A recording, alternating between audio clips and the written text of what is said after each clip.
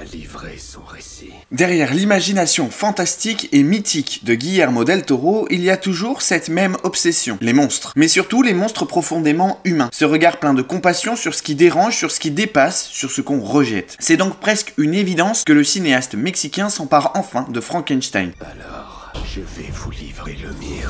L'une des figures les plus emblématiques de la dualité entre l'horreur et l'humanité. Et il faut dire que son film, fraîchement sorti sur Netflix, n'a rien d'un simple remake. C'est une exploration sensorielle, poétique et déchirante de la solitude, de la différence et du besoin d'amour qui hante chaque être, aussi monstrueux soit-il. Tout commence dans la blancheur glaciale du Grand Nord, en 1857. Un décor à couper le souffle, où un navire perdu dans le brouillard s'enfonce dans la neige éternelle. Parmi les cadavres gelés, un homme est retrouvé, ensanglanté, traqué par une ombre immense. Cet homme, c'est Victor Frankenstein. Et derrière lui se dresse sa créature. Le créateur et le monstre réunis dans la même malédiction, condamnés à se poursuivre jusqu'à la fin du monde. Ce prologue donne le ton, un conte gothique, tragique et sublime, où chaque plan semble respirer la mort et la beauté à part égale. Puis le film remonte le temps pour explorer les origines de ce mythe. Le petit Victor, élevé dans une maison bourgeoise où l'amour maternel étouffe autant qu'il protège et où l'autorité paternelle écrase tout sur son passage. De cette enfance blessée naît une obsession, vaincre la mort, défier l'ordre naturel, et Guillermo del Toro, fidèle à son approche métaphorique du fantastique, transforme cette quête en véritable parabole sur la création. Victor Frankenstein, incarné par un Oscar Isaac fascinant, n'est pas un savant fou comme on l'a souvent vu. Il est un homme brisé, en guerre contre son deuil, qui finit par devenir esclave de sa propre arrogance. C'est dans ce mélange de passion et de folie que naît la créature, un assemblage de chair et de souffrance interprété avec une intensité bouleversante par Jacob Elordi. Et à partir de ce moment, le film bascule. Ce qui n'était qu'une histoire de science devient une tragédie métaphysique, le monstre ouvre les yeux et l'humanité, elle, détourne le regard. Del Toro fait du mythe une histoire de rejet, de paternité manquée, d'amour impossible entre un créateur et son enfant. Ce lien qui oscille entre admiration et haine devient le cœur battant du film. Et c'est là que Frankenstein prend toute sa dimension émotionnelle. Oscar Isaac incarne un Victor tourmenté, magnifique de contradictions, arrogant, fragile, presque mystique. Il est le symbole d'un homme qui a voulu toucher Dieu et qui se consume dans sa propre vanité. Face à lui, Jacob Elordi brille par sa présence physique et son regard d'enfant perdu. Sa créature n'est pas une bête, c'est un être incompris, avide de douceur, capable d'aimer et de haïr dans la même respiration. Et c'est toute la réussite du film, réussir à faire naître la tendresse dans l'horreur. Mia Goth, dans le rôle d'Elisabeth, apporte à cette fresque une touche de lumière. Elle incarne la vie, la compassion, la beauté simple au milieu d'un monde en putréfaction. Sa présence presque éthérée contraste avec la noirceur ambiante, comme une flamme vacillante au cœur des ténèbres. Et Christophe Valls, en mécène manipulateur, apporte une dimension cynique à l'ensemble. L'homme d'affaires qui finance la mort pour se donner l'illusion d'exister, typiquement Del Toro. Visuellement, le film est une œuvre d'art. On retrouve la signature du cinéaste, des décors gigantesques, des éclairages au millimètre, une texture presque tactile, la caméra glisse sur les murs humides, s'attarde sur les visages, se perd dans la lumière froide du laboratoire. C'est du gothique romantique pur, mais jamais figé. Chaque plan semble respirer la peinture et le rêve. On pense à Crimson Peak, à la couleur de l'eau, mais ici, tout est plus organique, plus viscéral. Del Toro filme la chair, comme d'autres filment la mer. Et pourtant, derrière cette beauté, le film ne cesse jamais d'interroger. Ce n'est pas une simple adaptation du roman de Mary Shelley, c'est une conversation avec lui. Là où le livre dénonçait la démesure scientifique, Del Toro y ajoute une réflexion sur la paternité, la foi et la responsabilité. Victor Frankenstein, c'est l'artiste, le père, le créateur, l'homme moderne qui veut tout contrôler sans savoir aimer. Et le monstre, c'est le rejeté, l'enfant du chaos, celui qui veut simplement être reconnu. Le parallèle avec la société actuelle est évident. Del Toro parle d'exclusion, de différence, d'humanité bafouée,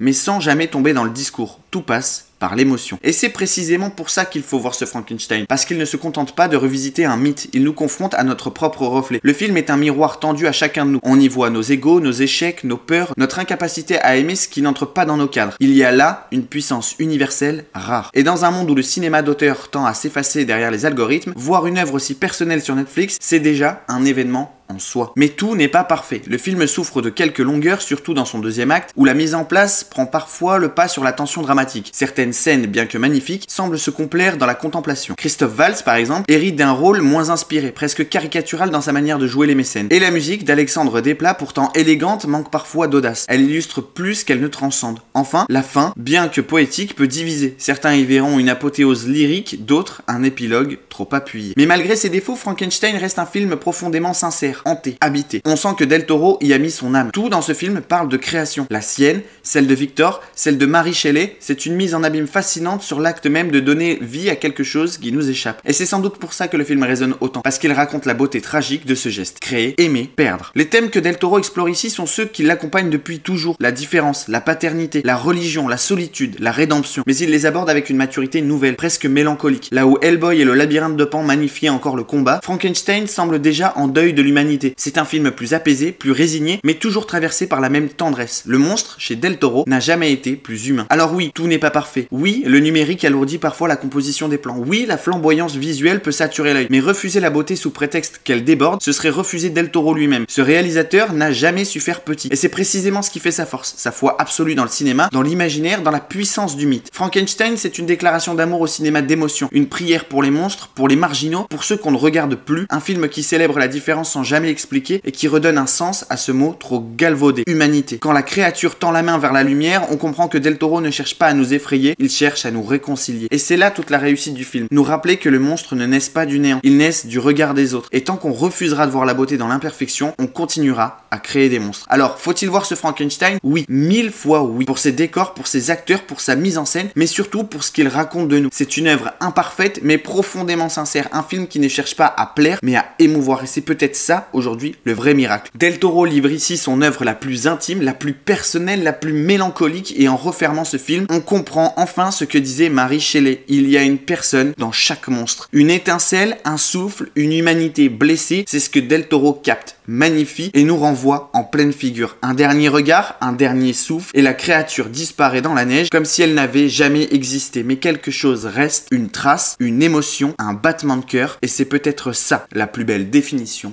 du cinéma. Maintenant, sauve-toi.